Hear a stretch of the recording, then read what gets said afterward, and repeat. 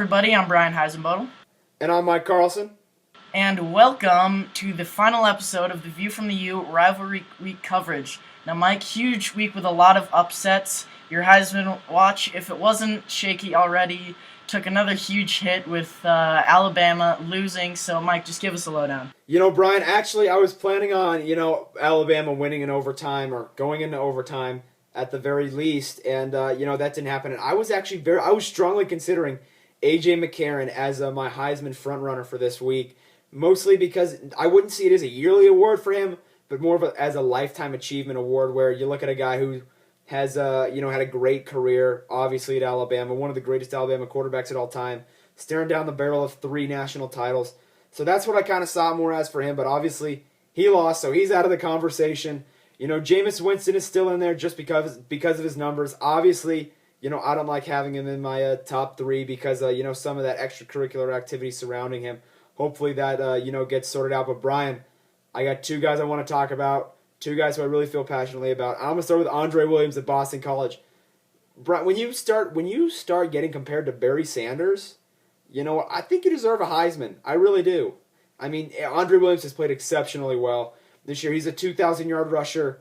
I mean, he rushes for like 200-something yards per game. That's an Adrian Peterson type of number in the NFL. Brian, that's unreal. That is insane to have that many rushes. And when you get compared to Barry Sanders and you're ahead of Barry Sanders' pace, I mean, give this guy the Heisman. I think he deserves it. He's been the one guy. He doesn't play on a great team, but he's shouldered the load for his team for this Boston College attack. You know what? I think this guy, Brian, he deserves a strong look. I mean, a very strong look going into these final couple weeks of the season, and obviously award time in New York. The second guy I want to focus on, Brian, is my guy, my hero, Jordan Lynch, representing the small schools. A little Maction for you. As, this guy, he's put up unreal stats, and a lot of people are going to look at him and be like, the stats, it doesn't matter. I could put up, those kind of numbers in the MAC, but it's the consistency of the numbers, Brian. That's where he deserves to, get a look at, because when you put up these numbers in one year in the MAC, it's like, big deal, so what? But when you do it the next year, people start to look at you a little harder, and they're like, okay, this guy could be legit. But to do it again, that's amazing. I mean, to have that consistency of numbers and to break your own rushing record, that's astonishing, Brian. I mean, you look at Kellen Moore back in the Boise State days where, each year he'd throw for 60 touchdowns. And a lot of people say, Boise State doesn't play anyone good. But to that I say, you go out there and throw 60 touchdowns for a Division I school because it's tough to do no matter who you're playing. And, I think this Jordan Lynch guy, he deserves, all the looks in the world. I'd argue that he deserves a spot in New York, and he deserves some strong consideration for that Heisman Trophy. Yeah, and Jordan Lynch, you really have to hand it to him. I mean, I've said it before. I wasn't convinced with Northern Illinois, especially after their loss to Florida State last year when they ousted Oklahoma from a chance at a BCS bowl. But I mean, and you have to hand it to this guy. It's really difficult to come back and break your own records, like you said. And while the MAC may be a small conference, I mean, so is the Mountain West, and so is the Big Ten with how they've been struggling. And you really have to understand that this guy stands out, that he could go to a bigger conference and do well, because he's shown it in the MAC, and I do think he could show it if he played in the SEC or in the Big Ten. I mean, what are your thoughts, Mike? I really think you do, and it goes back to the Kellen Moore theory. He never got a look at Heisman ever in his entire life. I mean, this guy has been written off for his size because he plays at Boise State. But, Brian, you got to give a guy his due. Throwing 60 touchdowns at any level is an achievement in its own right. I mean, it's a lot of us think, if I went to Boise State and I was the quarterback and I had the weapons that he had against the competition that I played, I could throw for 60 touchdowns. But that's not the case. It takes a gifted athlete and an even better quarterback to, have that happen. I point to Case Keenum in the NFL. You know what? He's enjoying some success of late, some ups and downs. Of course, you're going to have some growing pains here and there, but he played a great game against the Patriots, and he matched Tom Brady blow for blow. And a lot of people look at Keenum and they're like, he's undersized. He played at Houston, so what? He is the record holder of every major NCAA Division I passing record. But to that I say, you know what? You got to be good. You got to be good at passing the ball if you're going to hold every single record. I mean, granted, you might play in Conference USA, and you might not play the best of talent, but to fit the ball in that window every single time, to throw it to the wide receivers that consistently, and to put up the volume of those numbers year after year, I mean, that's an achievement. And I think Lynch deserves a look just because of his consistency. You know, just treat it as a lifetime achievement award for him. You know, look at his body work these last 3 years. If you want to put him on a little bit more of a level playing field with some of these, big name candidates. Yeah, and if you look at the numbers he put up, the one guy I think of, Auburn grad Cam Newton. That's really who he's like. He's a Cam Newton of the MAC, and he's doing what Cam Newton would do if he's in the MAC. He's just going above and beyond to prove that he's good in this conference. And the small conference quarterbacks like Keenum, they do get their appreciation in the draft. But, I mean, that just shows, like, through Keenum that he's a fantastic quarterback. And I believe that Lynch is the same. And for that reason, I mean, I don't see why anyone would think he's not good enough to go to New York and get a shot at the Heisman. You know, and he's not one-dimensional either. He just doesn't run the ball. He may hold every major rushing record for a quarterback, but I saw this guy throw. Brian, he's got some accuracy. He is no slouch, at the gunslinging position. And, and I also want to look at Andre Williams. I think this guy, he should be the front runner right now. I think you knock a couple points off of Winston just because of, that extra stuff that's going on. I don't think that it's fair that he wins the Heisman and, has all that floating over him, especially with the amount of evidence that they have. So I think that this Williams, I see him as the front runner right now. I mean, he's come on strong. And, Barry Sanders, one of the greatest players of all time, one of the greatest football players of all time at the college level and at the professional level. And I think that when you draw comparisons to Barry Sanders, then you gotta be in New York for that Heisman Trophy presentation. Yeah, if you're getting compared to Barry Sanders, you're doing something right. You're doing something really right. Yeah, so Mike, that being said, I would love to hear what you have to say about the Battle of Los Angeles, USC, UCLA. Fantastic game, fantastic rivalry. Mike, what are your thoughts? It wasn't really a battle, Brian. From the beginning, UCLA came out hot. They ended up winning at 35-14. But I want to look at the two quarterbacks here, and I want to look at the state of USC coaching next year and the years going forward. First of all, Hundley played an average game. He did what he had to do. That was going to happen. He didn't throw for any touchdowns, was very underwhelming in the passing attack. Cody Kessler did not play great either. He had one touchdown, but he's building, he's learning. He was given the reins to this offense, only a couple weeks ago, and he's done exceptionally well. He has that signature win of beating Ohio State. So, this is a team that, UCLA just overpowered them, Brian. I mean, USC had nothing. They had nothing on this UCLA attack. They really couldn't stop him. Hundley's going to be a great quarterback, I think, in the NFL. His stock may have fallen these last couple of weeks, but I think he redeemed himself with a good win against USC in USC at the Coliseum. And it's going to be fascinating.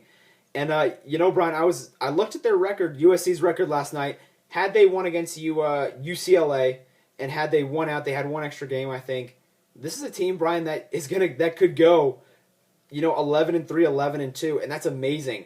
I mean, all considering the coaching change mid-season, the whole Lane Kiffin, implosion, the losses to Arizona State. I mean, when you allow them to put up 60, all things considered, this is a USC team that has a lot to be happy with themselves about.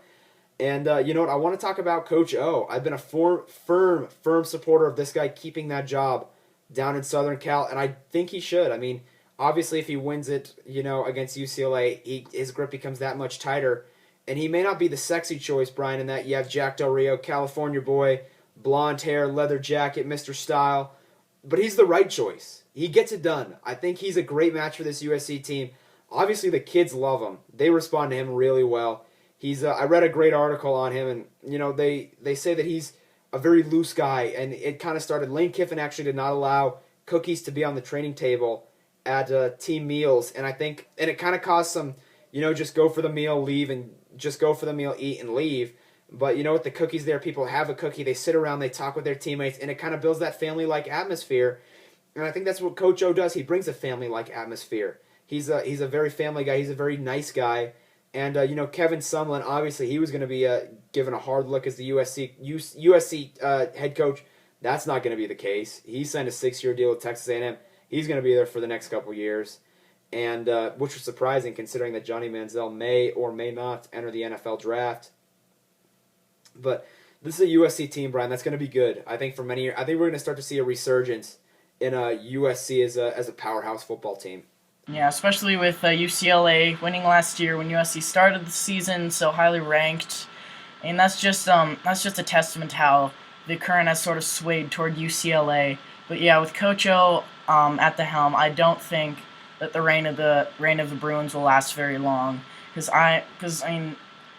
I in the lost episode that was never uploaded picked the Trojans to win, and I am absolutely shocked. I mean, hats off to this UCLA team, but there was no one I think would be a better option for coaching than Coach O, just because he has completely turned this team around. He took a USC team that was pretty much destroyed by Lane Kiffin, and just erased all traces of them being just such an awful team with of course the Stanford game, and then they and then a sort of a decent performance against UCLA.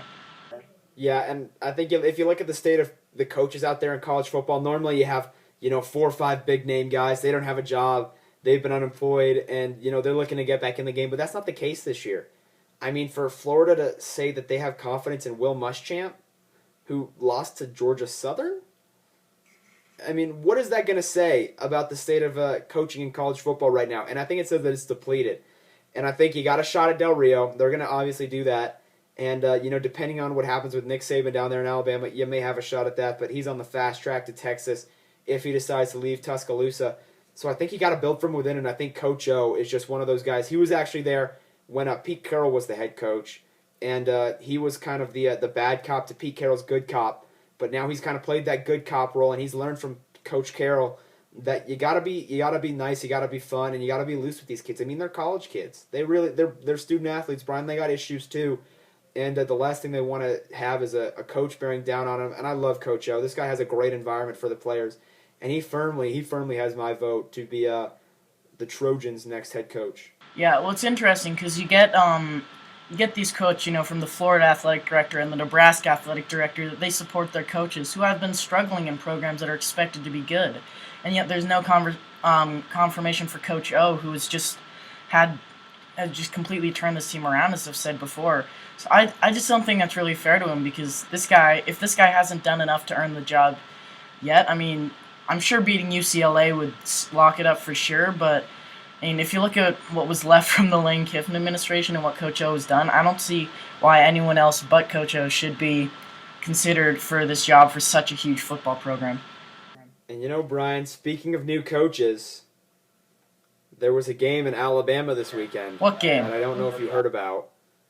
Gus Malzahn, he's a new coach. Why don't you give this a call on the Iron Bowl? All right, yeah, Gus Malzahn, I think I've heard of him. One person who you all have heard of, A.J. McCarron. Again, in the episode that was never uploaded, one thing I pointed out is that this is his first start against a decent Auburn team. He played in 2010 for a couple drives after Greg McElroy separated his shoulder and did absolutely nothing. But now, he's the pretty boy of college football. He's on magazine covers, and he really needed to prove himself, and he underachieved. He was 17 of 29 on the day, and that really opened up the doors for this huge Auburn defensive line, of course, with Dee Ford, who's playing to Nick Fairley levels, because they just shut down T.J. Yeldon, and that was just so problematic for the Crimson Tide. And it didn't help that McCarron's receivers didn't really give him much help. They were dropping passes left and right. Also, for the Crimson Tide, they were 4 for 13 on third down, which is something you just don't see with a squad of Nick Saban's. And then Cade Foster, recently expelled from the University of Alabama for going 0 for 3 on field goals, missing 2 long ones and a chip shot that really could have just given Bama all the momentum. But one thing Bama did do pretty well is they threw the long ball. Of course, they had the 99-yard touchdown that gave them a 28-21 lead. Even though they had consecutive drives starting on the 1-yard line, big passes really bailed them out of it. But Stephen Clark, the Auburn punter, this guy deserves so much credit. Not often do you see a punter, getting spotlighted on, CBS, ESPN.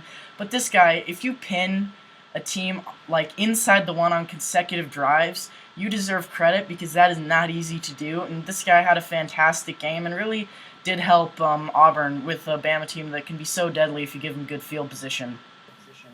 But switching sides to Auburn. Go ahead. I want to talk about the punter. I love punters, Brian. They're people too, and specialists they get a little underlooked. But this punter, he was feeling it yesterday. Wow. I mean, I saw some of his punts, Brian. I mean, this you could have put a small little plate out there and said, hit that plate with your punt, and he would have done it. I mean, and you look at the battle of field position, that's amazing. I mean, this is an Alabama team that is not familiar with starting inside their own 10, and he did it a bunch of times. And hats off to this guy. I think he deserves as much credit as anybody, because he set up this Auburn defense. I think this Auburn defense needs to be buying this guy his lunch, maybe for the rest of his college career, because he put them in a great position to succeed. Yeah, definitely. So, continuing with Auburn, I was really surprised because Auburn has been such a dominant rush team all season. Earlier in the game, Alabama completely shut them down. I mean, I was afraid earlier because it was reminiscent of the 2010 Iron Bowl where Cam Newton just couldn't get a break in the first half.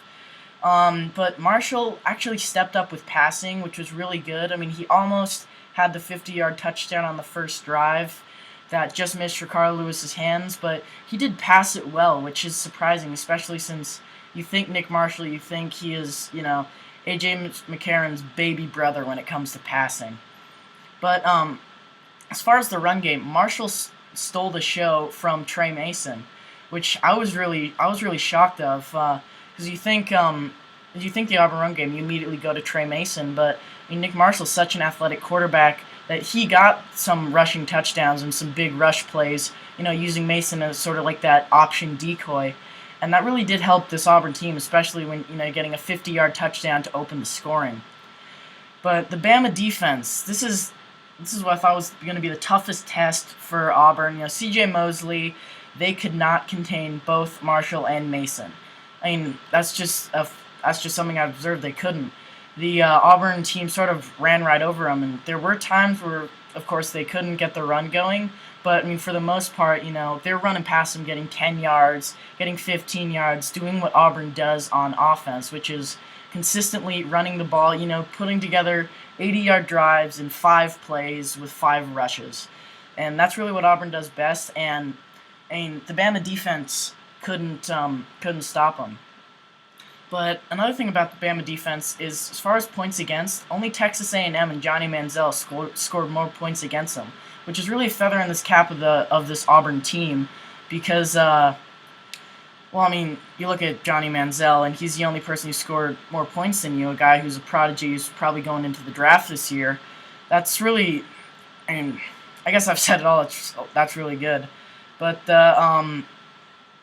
Auburn defense, my one concern is that they did have trouble with the pass when McCarron was clicking, which if they go to, a Fiesta Bowl or a maybe even a national championship, if Michigan State pulls the upset against Ohio State, you're going to be having those dynamic quarterbacks who can pass consistently and may not have the TJ Yeldon, rushing attack that they go to often that you can take advantage of. But closing it off, Mike, I want to talk about the play that was on every computer everywhere. The 109-yard missed field goal return touchdown on the last play, and I think I'm just so happy. Gus Malzahn is a football genius, because really he had Saban's number right there, and he just called the play that took advantage of it. Because of course, if he goes for the Hail Mary, you have your average, cover deep, put your tallest guys with the best verticals on the goal line.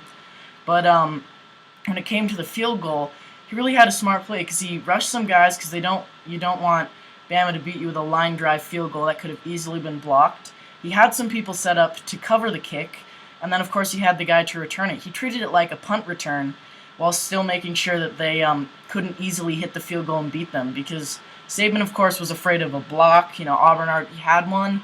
They didn't want that to happen again and a potential score. But, hats off to Gus Malzahn, the expert play call, taking advantage of sort of the Bama offense sleeping on that play and just winning the game because of it. So, hats off to Gus Malzahn. Incredible turnaround from the desolation of Chiswick. That should be a spin-off of The Hobbit featuring the Auburn Tigers, the desolation of the Chiswick era. But that's really all there is to say. I'm a firm believer of this coach, staying at Auburn, and he's really someone who can stand up next to Nick Saban and challenge him being one of the great coaches in the SEC. So, Mike, what do you think? I think Gus Malzahn deserves all the credit here. I mean, you look at Gene Chizik, kind of from the beginning. I never thought that Chizik was a legitimate head coach. I mean, having Cam Newton on your team, that makes it pretty easy to be a good football coach when you have a guy who's 6'5", 245 pounds, and has a rocket for an arm and can run faster than most DBs. So, and I think Malzahn did great. I mean, he deserves to win the Coach of the Year award. I really think he does. I mean, you look at him turning around an Auburn team that last year was the laughing stock of the SEC. I mean, these guys were the punching bag of, every major conference team, every major SEC team out there. And to be able to turn that around, that's amazing. I mean, it really is. It's a treat, Brian, and I think Malzahn deserves all the credit for that. And then you look at what he did. I mean, Trey Mason's a good running back, but he's nowhere near an elite running back. I think he's great, but he's not like an elite running back. And then you look at Nick Marshall.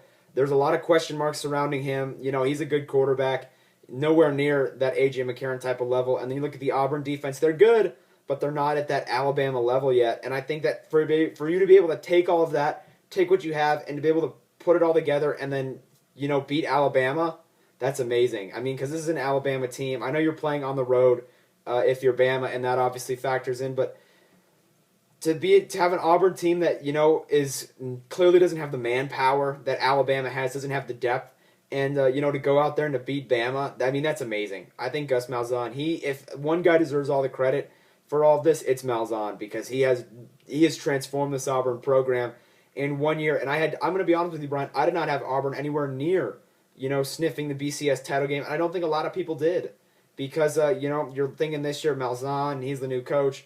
Just rebuild. We're looking for 2 years down the line, get the recruits in there.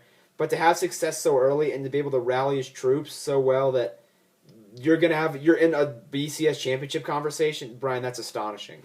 Yeah, and I really regard Malzahn as sort of like the genius behind the Chizik era, because if you look at all the thing that went on during the Cam Newton 2010 national championship run, I mean, Gus Malzahn was calling the offensive plays. He was already leading this Auburn offense. He was really as much part of the coaching team as Chizik was, which I think is fantastic. Because I mean, you look at Chizik, 5-19 at Iowa State. He comes to Auburn, he wins the national championship. He loses his star quarterback and then proceeds to be the punching bag of the SEC. That's pretty accurate. But I mean, when I look at Malzahn, the person I like to compare him to, I'm not just saying this because I'm an Auburn fan, is Herb Brooks, the coach of the 1980 Miracle Olympic hockey team. Because, I mean, of course Auburn doesn't have the ability of Alabama. They don't have the skill. They don't have the recruiting class. Yet he still devised a great team, with great, endurance and everything that can upset this absolute powerhouse of a football program that they have at the University of Alabama. Yeah, and I think it takes a truly special head coach, because, any of us, I think, could win with the Cam Newton at the helm, or, an A.J. McCarron at the helm. But I think it takes a great coach to be able to, know you're outgunned against Alabama in terms of, just weapons, in terms of, depth, weapons, defensive play calling, defensive players. I mean, you're outgunned. You're looking at an Alabama team that is at pretty much the height of, their dynasty. And to be able to rally your troops and to be able to say, you know what, guys, go out there, go play, let's go win. And, come away with a win against a team that was, I mean, you're looking at, you want to compare it to another miracle analogy here, you're going out and beating Soviet Russia, the absolute powerhouse at the time, and you're coming away with the win, and your team USA, you're the underdog, despite being at home. I mean, Jordan-Hare is not an easy place to play, but when you're Alabama, it's just another business trip, and to be able to rally the troops like that and to do what you had to do, I mean, hats off to Gus Malzahn. This guy, he deserves an award. He really does. He deserves to be Coach of the Year, I think. Yeah, especially since, last year 49-0 Bama and then Auburn pulling away the victory this time. It's really such a sweet turnaround and bragging rights in the state of Alabama for all of my fellow Auburn fans. So, Mike, of course, next week, championship week. All right, the game that I'm looking at the Big Ten championship, Michigan State versus Ohio State. This is Ohio State's first ranked opponent that they've played since Northwestern, who, as we've seen, should not have been in the top 25. But either way, you got Braxton Miller, you got Carlos Hyde against this Michigan State defense that is quite possibly the best in the country. With their only loss being to Notre Dame, they're riding an 8-game win streak, and this is just.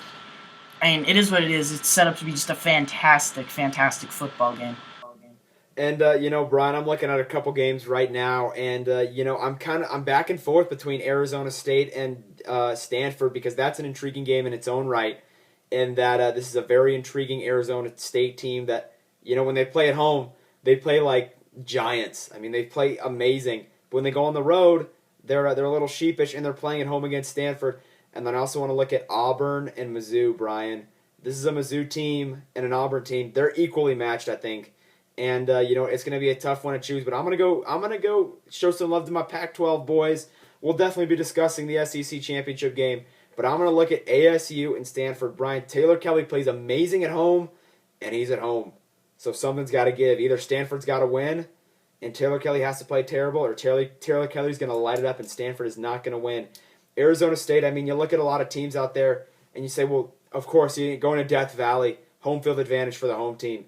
You go into Tuscaloosa, home field advantage for Alabama. You go into Jordan-Hare, home field advantage for Auburn.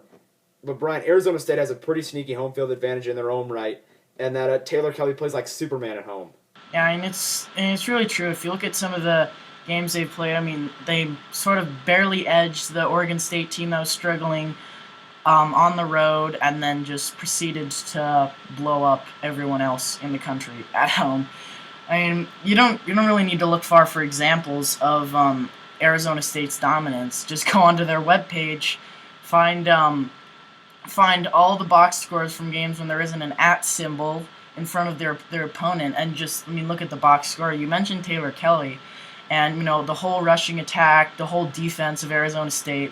They're so well-rounded, and it doesn't really matter that Stanford had a resounding win against Arizona State earlier in the season, because they're playing in Arizona State now, and that turns the tables like no one would believe. Yeah, and we have a couple of alumni. I touched on this in the first one. We have a couple of friends who are alumni at Arizona State, and I asked them, I had to ask, it was on my mind, I'm like, why does ASU have such a huge home field advantage? I'm like, does it get legitimately loud in there? And he said, yes. He said that place gets rocking when all the students show up, when there's something big on the line. The stadium is actually kind of built a little bit like CenturyLink, where the Seahawks play, in that it's made of a lot of concrete. Not a lot of sound gets absorbed. A lot of it bounces off and is a little more amplified. So I think that the students are going to show up for this one, Brian.